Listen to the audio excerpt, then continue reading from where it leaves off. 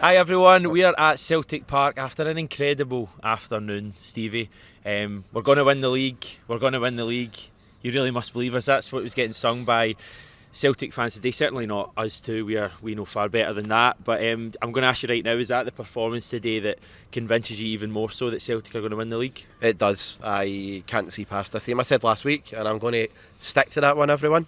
I just can't see past this. I mean, ultra focused, ultra professional. And it was just amazing that after we beat Rangers back in February, we went on to beat Motherwell and we were even better. I mean, beating them last Sunday, and any faint hopes whatsoever that mob might have had that we were going to drop points or we were going to be complacent, totally blown out of the water. They'll be demoralised. I'm thinking of high we're going to be on after that. I just can't see past this. Hamish, we're brilliant. Is that the big thing for you today for that performance, that our last game was against Rangers, a huge victory, an energy-sapping victory? I know the team had a week off, but I mean, we scored 7 goals today. When's the last time Celtic scored 7 goals? And I'm not actually asking you that because I know you're an almanac for information. I think I can only remember it would have been under Brendan, and the closest I came was the one at McDermott Park, wasn't it? But I said, but it turns out it was a 6-0 win. By the way, I wasn't asking you. I just want to make that clear. I was asking you about a general point. I mean, what does it say about this team, the fact that we won 7-0? Again, just how hungry they are. Like, they wanted to go out today, put on a great performance, and show it last week. For any critics that saying Celtic didn't deserve that, or they're top of the league, but to be honest, they weren't that impressive either. It was back to the walls and everything for the second half. They're just showing there that they are the best team in Scotland. We are the best team in the country by far. We've got the best players. It says, I mean, look at the goal difference, look at the goals for and against. Honestly, from the back to midfield to up front, we're a threat everywhere. Look at where the goals were scored today. Yeah. Best team in the country by far, and we're only going to get better and better. We went up against one of the better sides in the league. Yeah. I mean, we must point that out. St Johnstone have been really poor, although, as I pointed out yesterday on the channel, recently their form has been better. But from the first minute today, it was just like, to quote a former Blackburn Rovers manager who would never criticise, it was men against boys out there. It really was. Celtic were just so much better in every single department. And I said to you, we were actually at the game together today for a change, and I said to you early on, we're going to score an early goal here. I just knew with that tempo we started at, and we got that goal. I think it was maybe 6 or 7 minutes. Hatate, he'd actually had a chance before, hadn't he? And then the ball kind of worked back. Yes. I think Greg Taylor was involved, and Hatate strikes it in with his left foot, and it was just the perfect start. And I think the big thing that so many people were saying prior to the game today, an early goal was so crucial. We saw how important it was against Ross County a fortnight ago. It just changes the whole atmosphere. I think the nerves were still there to an extent today, because we're not over the line. We've got a bit of work to do, and it's still kind of relatively tight if you think about it at the top of the table, or it was before today. But I think the nerves were lesser today than they have been in recent matches, even that Ross County game. Now, I know that comes because we won last week at Ibrox, but it just felt today as if the team, were trying things they maybe haven't been doing as much this season. I mean, we had like 3 or 4 nutmegs in the first half, but Gregor had one, Hatate had one, I think Jota attempted one as well. It was clear the team were really confident today, and as I say, getting that early goal just kicked everything on. It was a real catalyst for the performance. I was really happy for Rio Hatate as well. He took, I'm not going to say criticism, but there was some questions about his fitness and about his recent performances, and it's not as if it's getting on his back for the sake of it, because he hasn't hit the heights of what he had in January and February when he signed, but he was outstanding today. Yeah, he was good. And it was a really good finish as well. I think what you're saying about the nerves too, Hamish, is there's now a lot of trust between the players and the fans. You can feel that. You can really feel that the fans aren't going to get on the players' backs, because they know that the players are out there and they're giving 100% now as well for the team. They're really playing for the manager, and they're really wanting to impress the fans. And you could tell today that, I mean, as soon as that early goal went in, there was just no doubt. You know what I'm like, I can sometimes worry. I know in football anything can happen, bad decision, a wee bit of luck, and then all of a sudden we're chasing a game. St Johnstone can make it stuffy. They're a horrible team to play against. We've said that before. We've had games already against them this season that have been stuffy. Semi-final, for example. Even the game here that was 2-0 was tight. Touch and go up until the penalty, wasn't it? But no, today St Johnstone, I mean, they showed why they are down there, but we just blew them away. And I would actually argue that as much as St Johnstone were poor, Hamish, if we were to play against a top 6 side today, I honestly reckon we would have probably played like that and arguably won by the same amount. We were breathtaking. A really brilliant performance from start to finish. It felt like one of those games we had under Brendan Rodgers where it was just too easy for Celtic. And I know I mean, I know if Ange or the players were watching this, they'd probably take offence at me saying that, because it wasn't easy for them. They worked really hard to have that huge advantage in the game, and maybe that's just the way it comes across when you're watching it, but it just looks really easy for them. I'm assuming that's, as a result of the careful planning and the way we play and counteracting the way St Johnstone played. But it just looked a breeze for us in the first half. I mean, Rogic was gliding past players. He had a run where he should have scored, that it was just like players just were falling at his feet. Hatate, as I say, nutmegs. He was the star player for me. I don't think he got the man of the match. I think Maeda got it, but I would probably have given it to Hatate, not just for his goal but his performance. We'll talk about Giakoumakis just quickly. That goal, I think the minute he scored it, we both said the same thing to each other. Can anyone guess what we were thinking with the style of that Giakoumakis goal? Don't know why I'm leaving a pause. It's not as if they're going to answer. Live anyway, But no, but they'll comment below. We're thinking Larson, and we're thinking Larson at Ibrox in the 3-0 game. Very similar in terms of going round the keeper, and I don't know about you, but when he went in and goal, I just had a feeling he was going to slot that, and that was a difficult finish at that angle. It was such an acute angle. He took it so well, but it's now got to the stage with Maeda now, Gigi even, that you're really trusting him. You're trusting a lot of the players. That's what I was saying earlier. When he's going through, and even at that angle, players are. He even attempted that, and it was a 2-touch finish as well. Was, yes. The streak is over, everyone. Yep.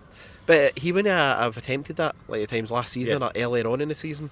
But since the start of the year, he's been fantastic, and it was another great goal for him. And again, just so buzzing, because he's worked ever so hard to get back in that team and keep his place in that team. And yet again, the manager has just been justified by selecting him. Yeah. He was great. We could do a goal-by-goal analysis, but I think we've both got plans this evening, so we'll move it on swiftly. I mean, the third goal was Maeda header. It's a lovely ball in from Jota, and Maeda deserved his goal. I thought his effort again today, all the way through the match, was excellent.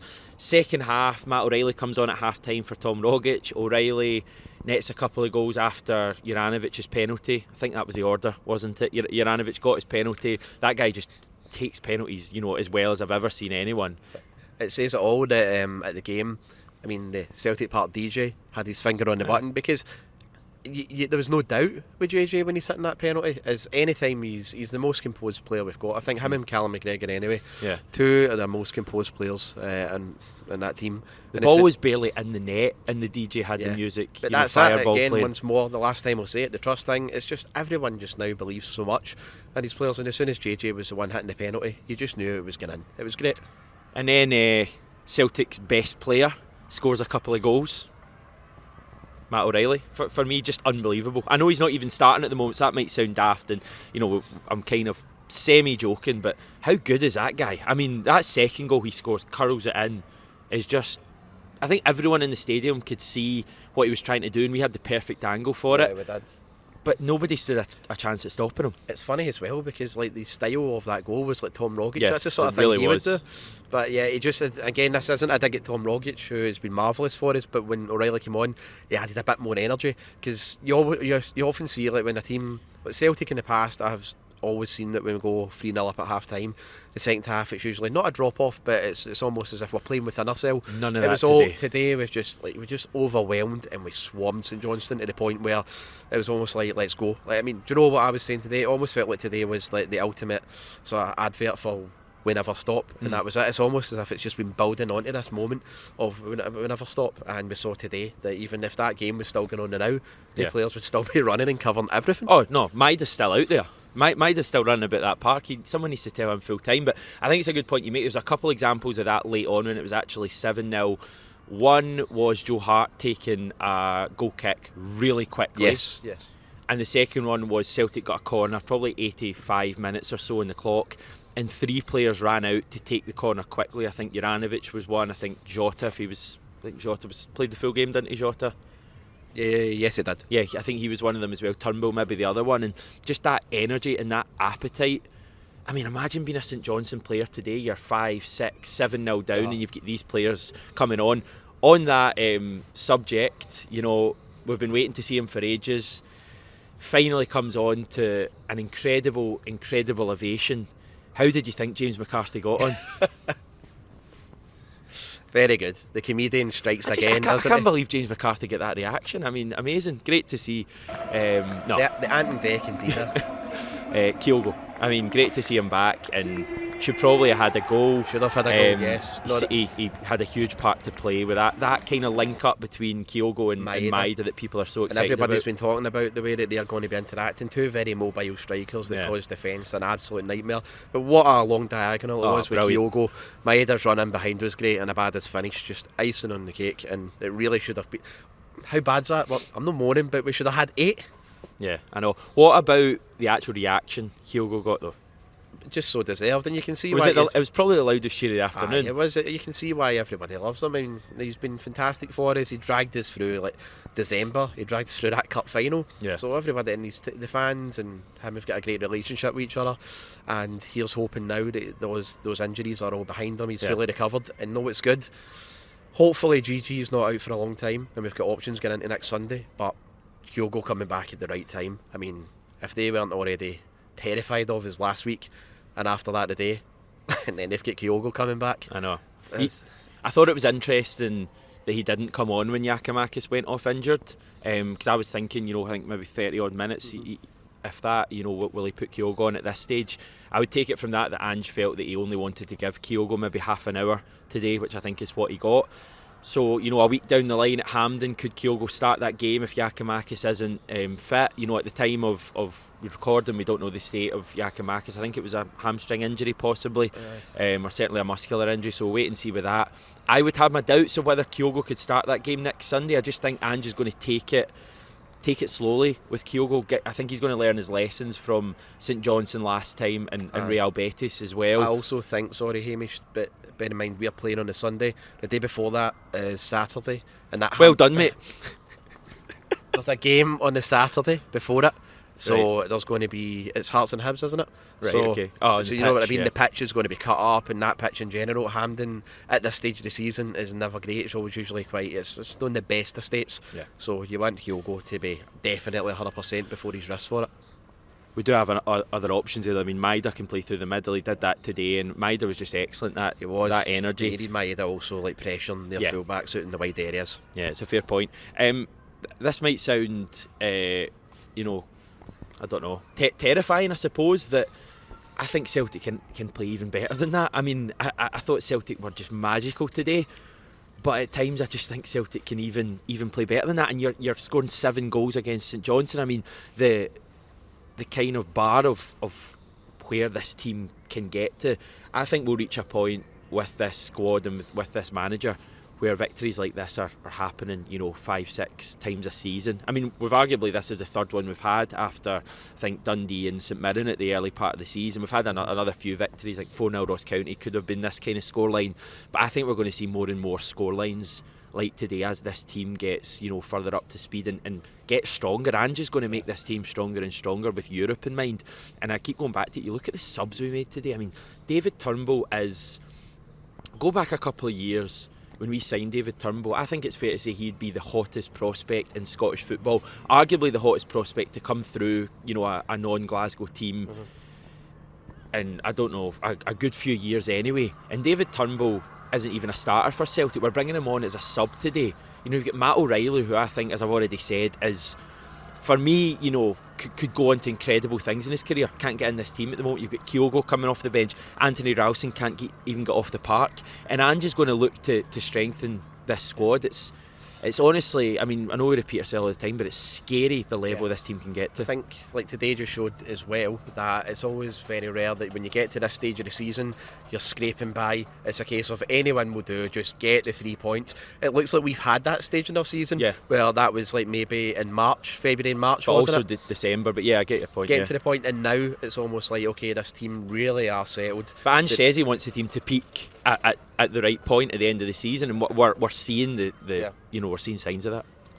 Honestly, it's great, and the manager knows what he's doing fully.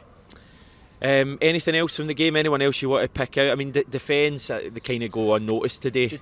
Today, when I just want to say that there was a bit, it led to the goal, I believe, was it the 5th or the 6th, where there was like Cameron Carter-Vickers, I think Starfelt and Hart were playing it back quite repetitively, and then there was nobody in the crowd was like moaning, and there was no groaning or sighing. It was like, alright, I'll just let them build it. St Johnstone were pressing, we played it out wide, and then I think ball came down to the right, and that's when O'Reilly scored, and I just liked it. I liked that because earlier in the season we've seen it where there's moans and grumblings of just clear it or get it away quicker.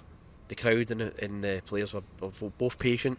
Even I think we were 4-0 up, and I really liked that. I mean, that obviously helps being 4-0 up, but I think even from the start today, there was just a sense that everyone just felt a little bit more relaxed today than we maybe would have been a couple of weeks ago prior to Ibrox. I think, it's hardly a hugely surprising statement, but I think that victory at Ibrox was just monumental for the season. It's put us in this position. We're now 9 points clear. 9.5 points effectively with the goal difference, not 10 points because that's not strictly true, but I think we're in a great position and we just move onwards. But on to the main point everyone cares about. How was it today enjoying the game with me? Am I allowed to swear on here? No, it was really good. Thanks a lot to Hamish for sorting me out. So obviously I'm usually at a different area, and hey, is that for us? Yeah, I think we've cracked that joke far too many times on the channel. Twice. No, it was really good. First time ever at the standing section today. Hamish has been a few times, but I really enjoyed it. Great atmosphere. Fair play to the two Capo guys, I believe. What's their names? Oliver Capo. Oh, for goodness sake. Right, it doesn't matter, but the two Capo guys that really get that area bouncing, and the general fans in that area, incredible. And just a fantastic day, capped off with that performance. And being next to Hamish was that's the high point of the day, of course. I know people watch us, it's a global affair now, 67 Hail Hail. It has been for a while. We hope wherever you're watching, whether it's morning, noon or night, you're enjoying yourself and are really pleased to hear us chatting about Celtic winning 7-0. I do want to just point out a couple of things though. We did bump into so many people at the game today. I think everyone's really happy at the moment where Celtic are going, and obviously thankfully people enjoying the content we're doing. Now if you bumped into us today, thanks. Hopefully we were nice and friendly. Can't read everyone's name out, but I did note a couple of people that we spoke to earlier. I just want to give a wee shout out because they watched the channel. Mark from Perth, who we met earlier on, great guy. Met him in the pub earlier actually. And yeah, I know he watches the channel. Ewan from Dublin, he's come all the way over from Dublin for today's game. I think he's going back late tonight, so safe journey home, Ewan. The fella and his wife I was chatting to for ages before the game, you know who you are. And finally, you want to give a shout out to Campbell from Rutherglen, who's a big fan of the channel as well. Sure is. Thank you for that. More than welcome. Yeah, we appreciate all the support on the channel. Genuinely mean it. We just like to chat about football, and it's much easier on afternoons like today. I don't know why I keep turning around. I'm expecting to see Ange just tap me in the shoulder and come for a wee chat. We move forward now. We've got a big week ahead of us on the channel. Big game at Ibrox at Hampden next Sunday against Rangers, Scottish Cup semi-final. We're obviously in a really good place in the league. It would be amazing to get to the Cup final as well. Final thoughts on today before we wrap it up? That's what it's all about, supporting Celtic. Fantastic day, fantastic company. I guess that even the weather's fantastic. What a great day. Lovely Saturday. There's some menacing clouds above us though, so we'll stop there. Thanks everyone for tuning in. We're still trying to get to 28,000 subs. I think that's why Carol Starfelt didn't score today, so shame on you all. We're back tomorrow. We're planning a live show, I think. Well, I know, so we'll join you tomorrow night for a good chat more about what happened today. Right, thanks everyone. We'll speak to you soon.